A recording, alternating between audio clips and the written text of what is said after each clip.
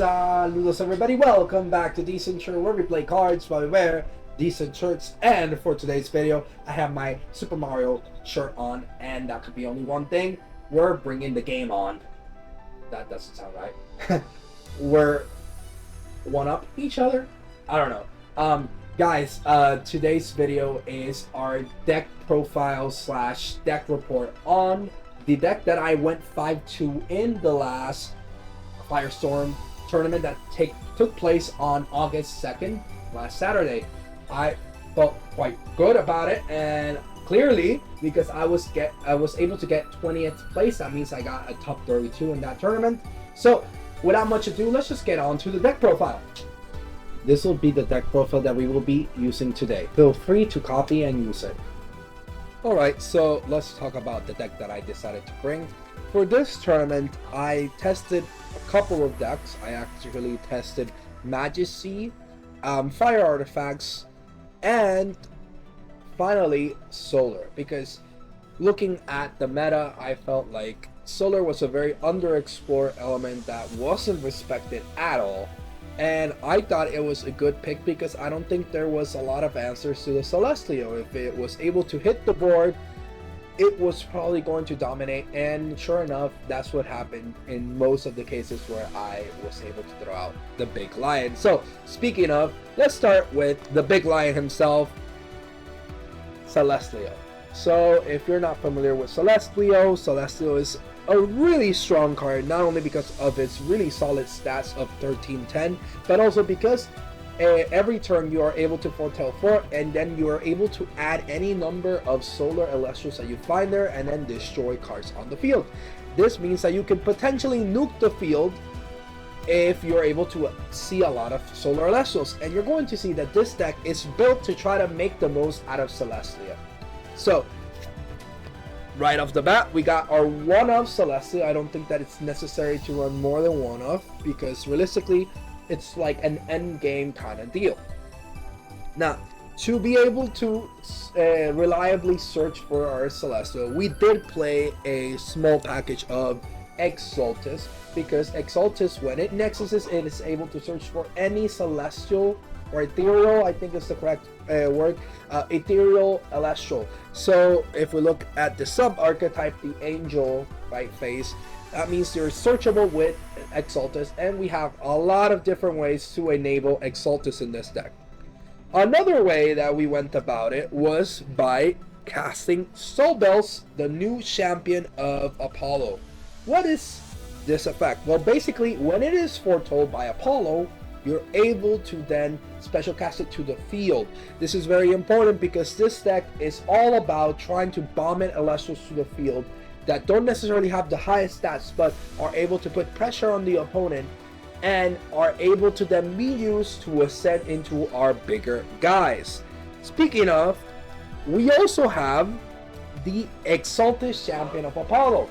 Exaltis Champion of Apollo is very integral to this deck, and it was the MVP in so many matches because it has two very strong effects. The first one has to do with the fact that when an Elestral is destroyed in battle, you're able to special cast it to the field from your hand if it was present when that destruction happened. That's very important because it allows you to again cast bodies on the board that you can then use to ascend.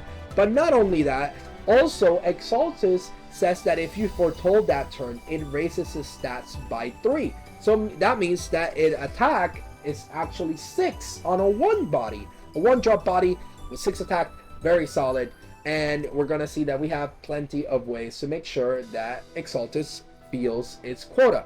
Now, one of the MVPs outside of the Celestleo Ascending Core is actually Cafmel, which is still technically part of the Ascending Core, but Cafmel just came in super clutch. I had to run 3 because it's what was able to allow me to prolong games and keep me in the game in so many ways. If it is ever destroyed by battle or by a card effect, or if it's ascended from the Cafmel, you're able to heal any combination of solar and lunar, which is very strong in this deck, because this deck is not a very inexpensive deck. It is actually a deck that relies on using a lot of solar spirits at the start, and Kafmo always made it a lot easier for me to go into those combos. Now, to round off our solar one drop package, we do play 3 Lumaru.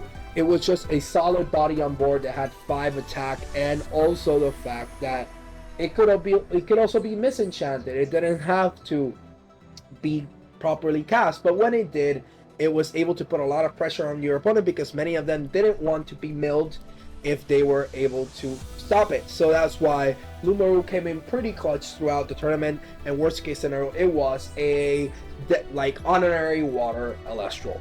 Now, onto the small package that I decided to bring, which was a Windjin package. It was very small. I only chose to bring 2 Windjins and 1 Tornadin. Why? Well, this deck is not really revolving around Tornadin. Some decks focus more on the Tornadin, and Tornadin is really strong, and many games where I resolved Tornadin, it was just so hard for the opponent to come back from, because it was ultimately a lot of advantage that Tornadin and Windjin are able to acquire. But at the same time, we really do not want to focus so much on the Tornadin or Windjin package, because it was just something supplemental. It was something that forced out your opponent to use their Gorgon's cases on it, or use their one-ups like Earthquakes and resting on your lows. And it allowed me to set up the board so that way Celestleo could come in and sweep. So the last Elestral that I'm running is Heliolist.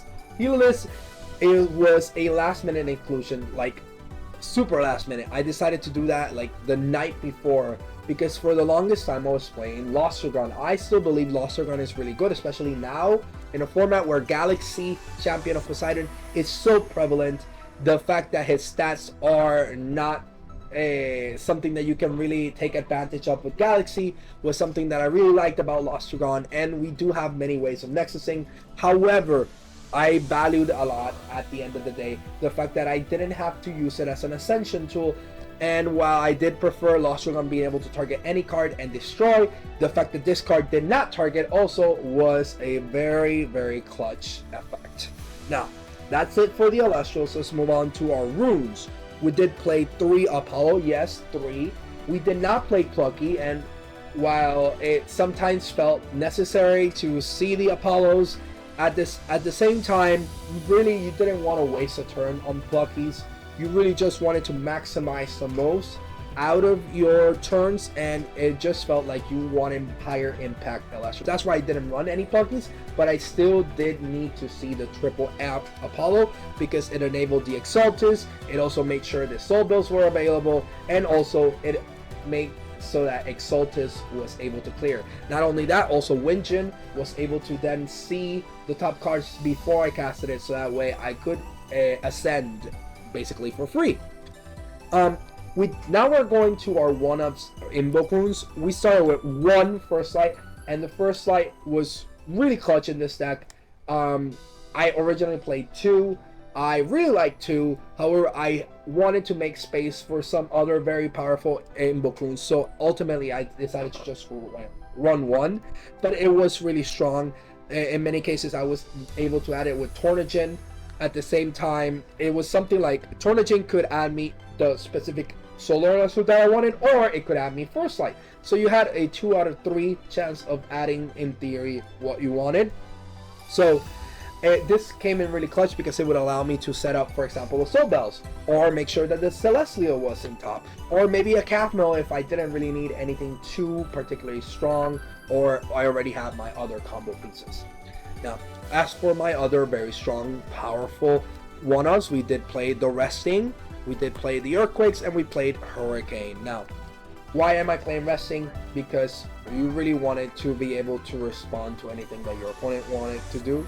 So for that reason, I decided that it was very necessary that everything that I did was getting me a direct form of, oh my god, my cell phone was on. Okay, as I was saying, I played resting on your laurels because even though I did play Apollo and I'm playing the Nexus, which is not the greatest synergy, it was a great comeback tool, and if they were able to clear my board, and resting was always something that I could add. Also, Tornagin being able to go for Earthquake and resting and be able to add one of them also came in very clutch throughout the tournament. Lastly, we did have the Hurricane. It's a one-up, and you're going to see that in my Spirit lineup. I made space for it because we were already playing Water and we were already playing Wind, so might as well made the one package, like one space for the Thunder, so I could play Hurricane. And Hurricane came in so many clutch games. It was a one-up, but it was sort of searchable with the Tornagin, and the deck just grows really fast. So I was able to see it in multiple game ones of multiple of my matches throughout the tournament. Lastly, we do have the triple Ambrosia. This is a very expensive deck. You do run through a lot of spirits, so Ambrosia always very powerful. Now, as for our artifacts, we are playing artifacts. We are playing an Argo package because this is a Nexus deck at the end of the day. We do play Necklace of Harmonia, so that way we could get our really big boost, which came in clutch throughout the tournament. But we also played 2 Lyre of Apollo because switching stats was the name of the game, and it also would allow stuff like really small interaction like Sobo becoming a 6 attack body on the board, or just being able to target one of your opponent's Elestrals and switch their stats but also raise the stats on my own. It was really interesting. Overall, I really enjoyed playing the Lyre of Apollo, but this was one of those cards that I could easily side out if I wanted to. We did play triple Gorgons, triple Shield, triple Gorgons, 2 Shield, 2 Argo, and 2 Tsunami. We are not playing Poison Tipped Arrow. Poison Tipped Arrow was a really strong card, but I needed to make space so that we could get the most out of Celestleo and that it would hit the most things. So I had to make space for a lot of one-ups and powerful inbooks, while also having a lot of Elestrals so that Apollo could hit, and even stuff like the Celestleo. So that's why we ultimately decided to run 1, 2, 3, 4, 5, 6, 7, 8, 9, 10, 11, 12, 13, 14, 15, 16 solar Elestrals, so that it had the most probability to hit at least one solar Elestral, so I could pop something with the Celestleo. Now, as for my spirits, we did decide to play a 1 Scepter to enable the Hurricane. This was easily one of the cards that you could use in mulligans, or if you lost spirits rather easily, a Scepter was one of those spirits that I felt quite comfortable losing pretty early. We did play the double Earths for the Earthquake, triple Lycoris for our Tornagins. We wanted to make sure that Hurricane was live, but also that we could use Windjin multiple times if the first one didn't resolve. So that's why we decided to run 3 Lycoris. Now, we also decided to run 3 Leviathan. Originally it was just 2. However, Leviathan came in super clutch because, again, Lumeru was sort of like a honorary water Elestral, and it came in pretty clutch, but it also made sure that Hurricane and Tsunami were viable throughout the games. Now, as for the rest of my spirits, we decided to play 1, 2, 3, 4, 5, 6, 7, 8, 9, 10, and 11 solar spirits, and this felt quite nice. Overall, we did have plenty of recovery through the Capitals and the Ambrosias, so I didn't feel like I needed more, and you're going to see that I actually felt pretty comfortable changing some of these Luminix for other elements in the side deck. So let's move on to our side deck. Now, for the side deck, I already hinted at it, but I did play 2 Owloons so that I was able to play probably one of the cards that I sided in the most throughout the tournament, which was Spectrus. Spectrus was really clutch in this tournament, and I think it was a really good call. The only reason why I wasn't playing it in the main deck is because running Spectrus meant that I would you would have less space for Solar Elestral, so that would mean less hits on the Celestleo. But if I ever felt like it wasn't like Celestleo or bust, Spectrus was really clutch, especially against 5s or decks that were kind of mid-range. Spectres always came in clutch, and also against water, which I faced 2 water decks throughout the tournament, Spectres came in super clutch against those. Now, as for the other Elestrals that I decided to run, it was Galaxy, and one of the reasons why I decided to run triple water was because I was playing Galaxy on the side. Same thing as what I said about Spectres, do I say about Galaxy. I didn't run them in my main because it would take away from the solar accounts, so I decided to run it on the side, and in those matches where I felt like it was necessary, I decided to run it, and again, it came in really clutch throughout the tournament. These are probably the cards that I sided in the most throughout the tournament, and for good reason. I don't think it's very surprising why. Now, we did play double poison tipped arrow if I ever felt like the deck needed more counter runes to facilitate a mid-range or specific decks that would die to the, they would lose a lot to the PTA. PTA came in super clutch. I ran 2. I sided in quite frequently throughout the tournament as well. Now, we did play 2 spoil fruit. I never sided in this card throughout the tournament. I did play it to make sure that I could use it against Hibernation if I ever saw a Majorsa Turbo. However, unfortunately, I never faced a Majorsa Turbo, so I never felt like it was necessary to play the spoil fruit, and I never faced the heal stall. Well, I faced Rybot with its solar heal, but I didn't feel like it was quite that great against that matchup, so I never sided in the spoil fruit. Now, for the last 3 slots, we did play P-Box, and this was a generally great card. It would stop Argo, it would stop really weird Ascension decks like the Majesty, Majorsa, and just in general a really solid card throughout the tournament. I did side it in, and it actually helped me against one of the matchups in my 3rd round, which it really saved my butt so many times. So much more information on that when we get to the rounds. Overall, this was the side. The cards that I mainly sided in throughout the tournament were cards that I switched mainly cards that needed other cards to work. For example, sometimes I would side out one of the Exalbels, one of the Exaltus. Other times I felt like maybe I could even take out one of the Apollos. These cards were prime candidates to be switched out. If I was ever facing a water matchup, I would definitely switch the Tsunamis for something like a poison tipped arrow. And at certain times I would even take out a Lyre of Apollo because it was a card that I already had access to, and the second one was just more so I could enable Nexus and more than anything. So if I was taking out the Exaltus and the Apollos, I probably was taking one of the Lyre of Apollos as well. And overall, I would say that I felt quite comfortable signing in and signing out cards throughout the deck. And while they weren't like super obvious, many of them, I just felt like these were the great cards. Like these were the cards to side out for the matchups, and it certainly showed for my record 5-2. So let's talk about our rounds. So as for our rounds, I'll be brief as much as I can. First round, I faced against a Majesty ramp that actually played base set Majesty and not the new Champion of Poseidon Majesty. That was quite interesting, but overall it went to 3 games. He played it with Atlantis and it actually stole the 2nd game.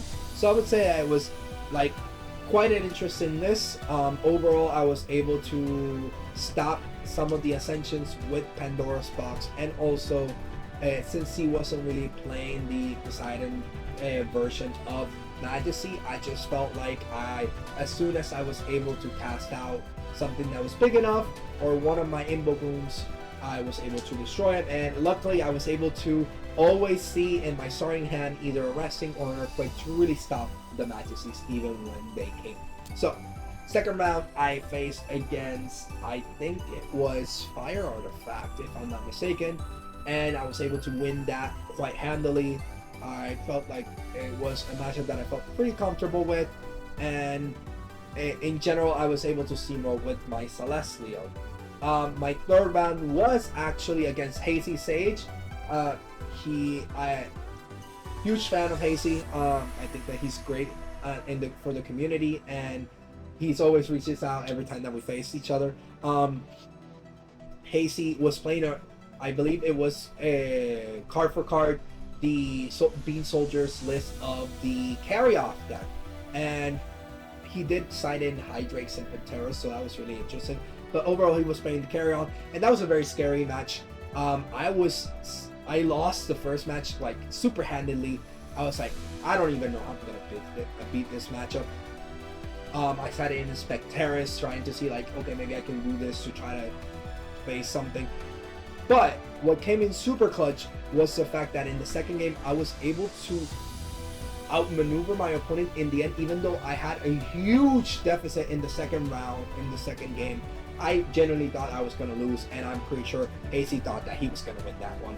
And by the end, I was able to squeak out the win. And in the third game, I just busted out Celestleo and basically took control of the match while he bricked.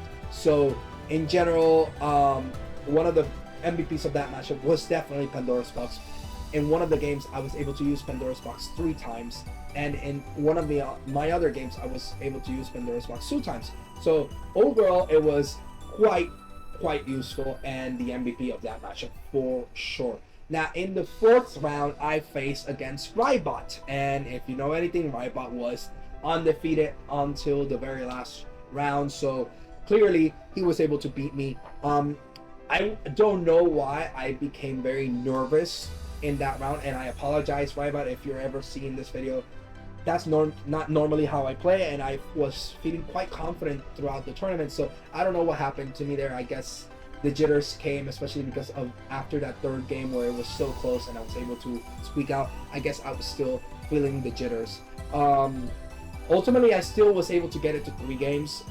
When Celestial popped, it just popped off. Unfortunately, I made too many misplays that I normally wouldn't do, and I wouldn't say that that necessarily meant that I would win the match, but I definitely feel like if I was ever going to have a chance against the heal control solar deck that he was playing, I definitely shouldn't have made the misplays that I did. So overall, great job to Rybot for coming in second place. He had an excellent deck, and overall it was really fun playing against him, even though I was nervous out of my mind. Now, on to round 5. This is where I face, I don't quite recall who was my opponent in the round 5. I think it's John F. Basically, he was playing like a wind aggro deck with, I believe it was the Crysaurs and even Hydrix. I wasn't really able to win this game. I believe I lost 2-0, if I'm not mistaken. If not, I think maybe I took it to 3 games. But I just never recovered from round 4, and it was kind of like, I don't know. I'm starting to have second doubts on myself, and I was still quite startled throughout this match. Not to take anything away from my opponent, because he played really well and he just had the outs when he needed them. So overall, great games to him. I lost that round, so that makes me 3-2 by this point. That meant that I was probably not going to make top cut, but I still wanted to get some points for the world qualifiers. So I kept playing, and at this moment I face who did I face? I think it was, okay, sorry. I faced against Soren Place in round 6. That was the same. Oh my god. I was actually pretty nervous, especially because I had already gotten nervous against Rybot, but I was really excited to play against Soren because I am a huge fan of Soren and all the really weird and funky decks that he always brings to the table. And overall, I was able to squeak out and win the round against Soren, but I was really happy to play with him. And the last round was actually against a Cryosex, right? A Cryosex, so Rhinosec and Cryoburn and Titan. It was really interesting. Basically, I was able to win 2-0 that match. It was really scary at times, but overall, I felt like once Celestial popped off, there was really no way to come back, and I just felt pretty comfortable in that match. So that was the end of my tournament run. I went 5-2, ultimately ended up in 20th place out of 102 players. I am, even though it is technically lower than the placing that I got in the last tournament that I was able to play in. I prepared a lot for this tournament, and I felt really happy that I still got results. And that overall 5-2 is something I should be really proud of. It basically reassures me that I am a good player, right? Sometimes the imposter syndrome comes in, and it definitely felt like I was over my head sometimes. But overall, I gotta say that I had a lot of fun in this tournament, and all my opponents were really respectful, great players, great sports, and I just had so many intense matches that I was so happy that I was to be part of. And I'm looking forward to the next tournament that I'm able to participate in. So I know this is a lot, but hopefully you guys enjoyed, especially because it's been a while since I posted. I will clarify a little bit about why I've been kind of out of the game for a while. But basically, I hope that you guys enjoyed this first video back. I'm looking forward to make more great content, and I hope that you stick with me to the very end. Having said that, that would be all from me, Decent Shirt, signing out.